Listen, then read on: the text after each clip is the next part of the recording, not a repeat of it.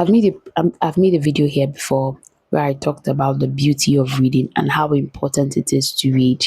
Yes, reading is essential. Reading is invaluable. Reading is all of that. You know it. Sometimes you buy the book, you are motivated like this, and you go get the book with the intention to read, but along the line, you just get tired, you get frustrated.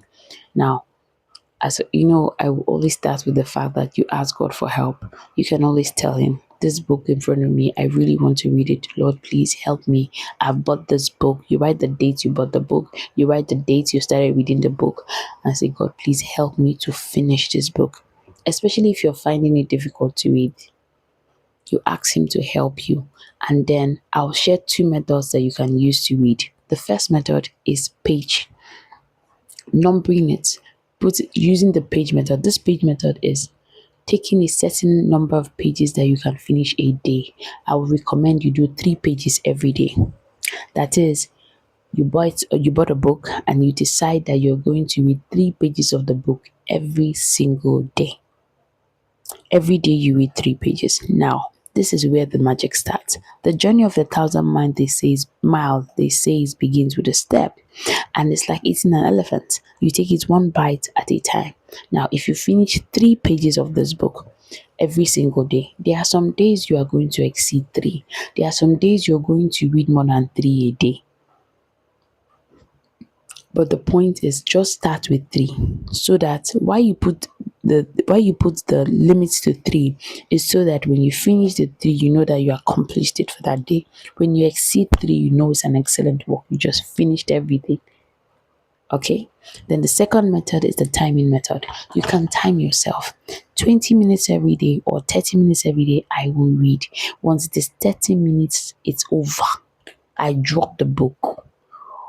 Tomorrow we go again, another 30 minutes. Once 30 minutes is up, I drop the book.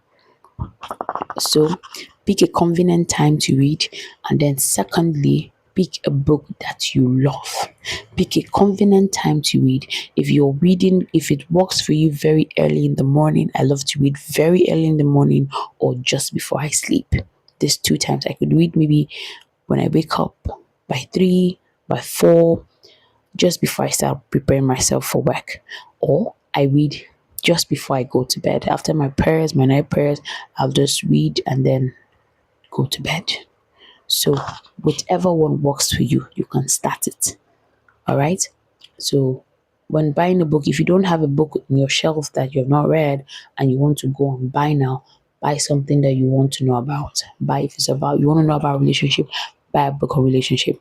If you want to know about your money, you want to know how well to you want to know your money very well, you want to understand money very well, you buy a book that relates to money.